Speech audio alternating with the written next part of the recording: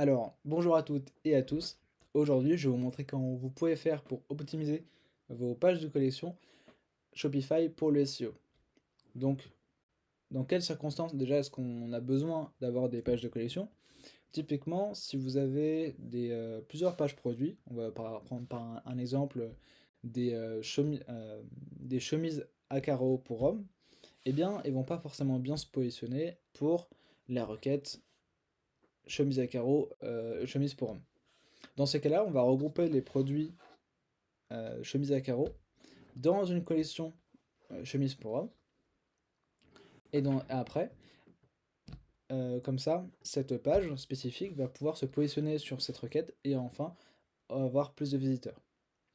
Maintenant, je vais vous montrer comment on peut faire pour optimiser dans cette page de collection pour qu'elle soit mieux référencée. On va prendre un exemple. Donc ça, c'est une page classique de page collection sur le thème Down. Vous pouvez voir, en premier lieu, il y a le titre de la collection. Ensuite, il a les pages produits qui se mettent ici. Vous pouvez les trier selon différents critères, mais c'est tout. Voilà, ça c'est une page qui n'est pas forcément euh, optimisée. On va voir comment.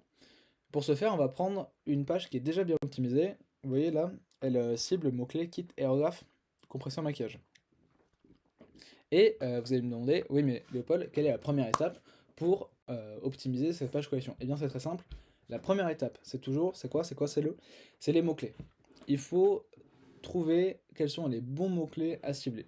Ici, on voit que c'est kit aérographe compresseur maquillage. Donc on va aller sur Google, je taper aérographe maquillage. Qu'est-ce qui vient? Eh bien c'est Airbrush Makeup. Vous voyez que c'est un nom qui est différent de aérographe. Et pourtant, en fait, faut bien comprendre sa cible. Typiquement, j'aurais pu mettre seulement Air Maquillage, mais non. Airbrush Makeup, c'est le nom qui est spécifiquement utilisé pour les personnes qui font du maquillage avec de l'aérographe. Voilà. On peut voir qu'il y a Airbrush Onde, ça c'est pas intéressant. Donc Airbrush Makeup et aérographe maquillage, kit aérographe maquillage. Ok, ça c'est bien. Et n'hésitez pas à utiliser Google pour vous permettre de trouver les mots-clés. Ensuite, l'intention de recherche, c'est quoi? C'est que cherche l'utilisateur lorsqu'il tape cette requête. Ici, on peut voir, ça commence par du shopping, des images, des vidéos, sites de lieux. Donc globalement, si on peut voir, c'est Amazon. On peut voir que c'est principalement une recherche de type transactionnel, commercial. Et il y a quelques articles de blog qui peuvent se positionner. Mais globalement, les personnes vont surtout chercher pour acheter. Donc c'est la bonne requête. Ensuite, si on peut aller sur SEMrush. On peut aussi aller sur Ubersuggest qui est correct. Vous pouvez avoir 3 recherches gratuites pour trouver des mots-clés. Ici, pareil, on voit Airbrush, Airbrush Makeup, Airbrush Visage, Airographe portable, Airographe professionnel. Ça, c'est pas forcément le mot-clé qu'on a bien ciblé, parce qu'on a d'autres collections qui ciblent déjà ce mot-clé. Airbrush esthétique, Airbrush portable. Donc ça, globalement, c'est bien. Maintenant qu'on a ça, eh bien, on va revenir sur notre collection et on va aller écrire ces mots-clés. Donc ça, c'est le titre de la collection. Et ici, on met les titres, donc en H2. Enfin, en H3. Ça, c'est un H2. Non, pardon. Ça, c'est le H1, c'est le titre de la boutique. Il faut toujours qu'il y ait un seul H1. Et enfin, après, ça, ce sont nos H2. Donc typiquement, vous voyez qu'ici, on a inséré donc, kit airographe maquillage. Ça, c'est notre mot-clé principal. Airbrush Makeup aussi. Et Airbrush portable pour maquiller le visage. Aussi, on n'a pas juste mis des mots-clés comme du core stuffing, qui est pas forcément bien pour l'utilisateur parce que personne n'a envie d'avoir des mots-clés qui sont tout simplement posés. Et donc on va insérer des paragraphes qui sont utiles pour l'utilisateur. On va expliquer par exemple d'où ça vient, on va expliquer pourquoi est-ce que c'est utilisé, on va expliquer les avantages. Typiquement, ça, mettre une liste avec une phrase avant qui explique le contenu de cette liste, ça permet très facilement d'être positionné en position 0. Ce qui permet d'avoir un plus gros taux de clic. Et pareil pour d'autres mots-clés. Ça, c'est intéressant. Voilà. Ensuite, on va essayer d'optimiser le métatitre. les titres méta. Donc typiquement, les métatitres, c'est ce que vous allez voir ici. Donc ça, c'est le métatitre. Et en théorie, ici, ça serait de la métadescription, avec l'URL qui est là. Donc, pour changer ces balises méta, vous allez donc sur Shopify, et vous allez ici, tout en bas. Donc ça, c'est à quoi ce que ressemble l'aura la collection. Donc là, on va mettre l'objectif d'avoir un métatitre, c'est d'insérer le mot-clé principal dans le titre. Donc là, c'est déjà fait. Et de deux, on va essayer d'optimiser pour que les personnes puissent cliquer et venir sur le site. Donc il faut généralement faire en sorte que les personnes faut inciter au clic. Sans être clickbait, mais il faut quand même inciter au clic. Par exemple, pour des articles de blog, on peut mettre des chiffres, etc. Là, pour augmenter la lisibilité, j'ai juste mis le texte avec une majuscule au début. Voilà, c'est pas grand chose. Ensuite, la, la méta-description, ici, SEO de description, ça, moi je recommande la taille, c'est plus ou moins entre 150 et 160 pour pas que se fasse couper. Donc ici, vous allez mettre des mots-clés secondaires, mais ça va aussi permettre d'inciter l'utilisateur au clic, pour lui expliquer ce qu'il va trouver dans la collection, c'est assez intéressant.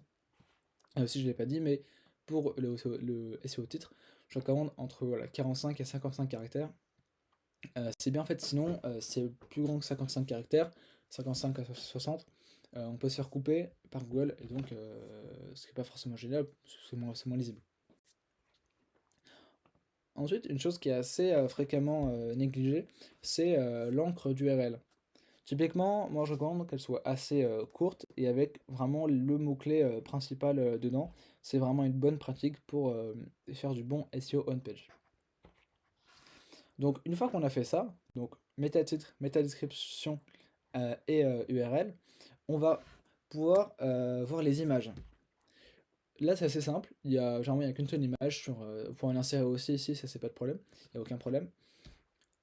Vous allez ici, vous allez insérer une image. Cette image en fait, il faut qu'elle ait deux choses.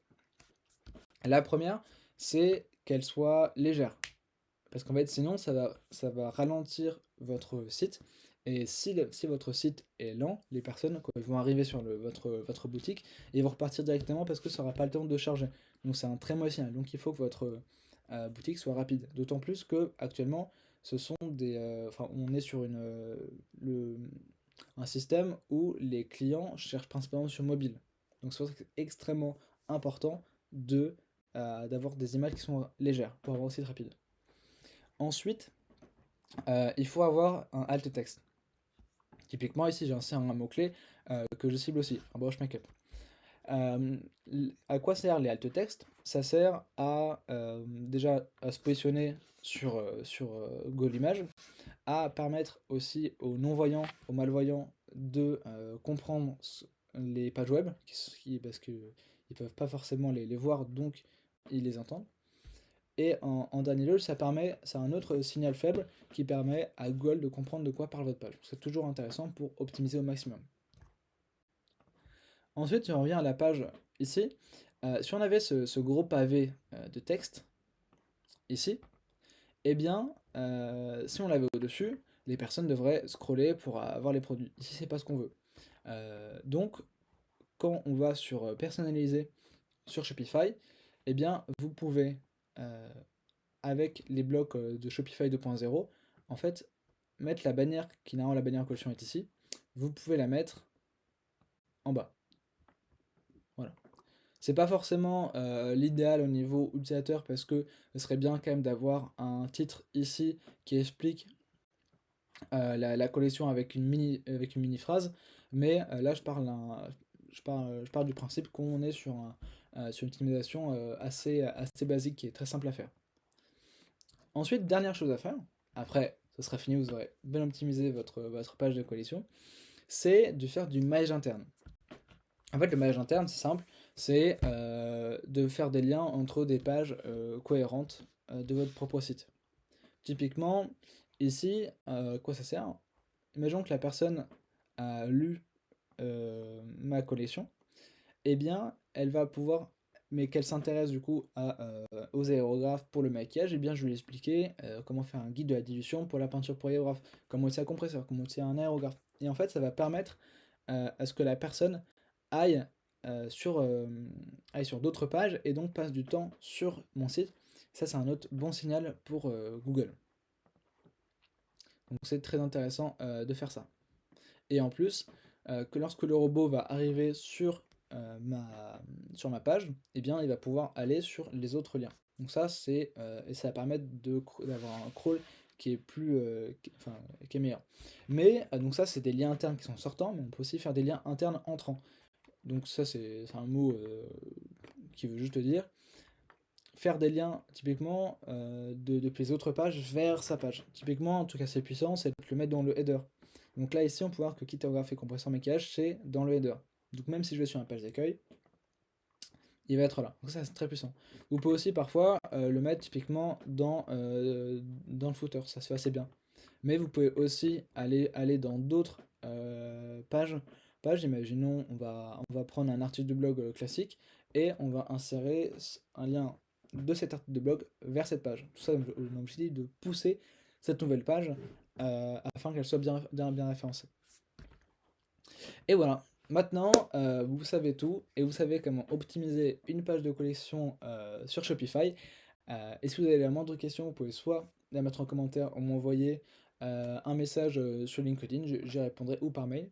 Et enfin, si vous avez des besoins, un accompagnement en termes de référence naturelle sur votre site Shopify, n'hésitez pas à nous contacter sur clickroad.fr. On offre un audit gratuit, donc franchement, vous ne perdez rien, et sans engagement. Et en fait, on va analyser votre site pour déterminer toutes les étapes pour que votre site soit mieux référencé et afin d'avoir plus de clients. Voilà.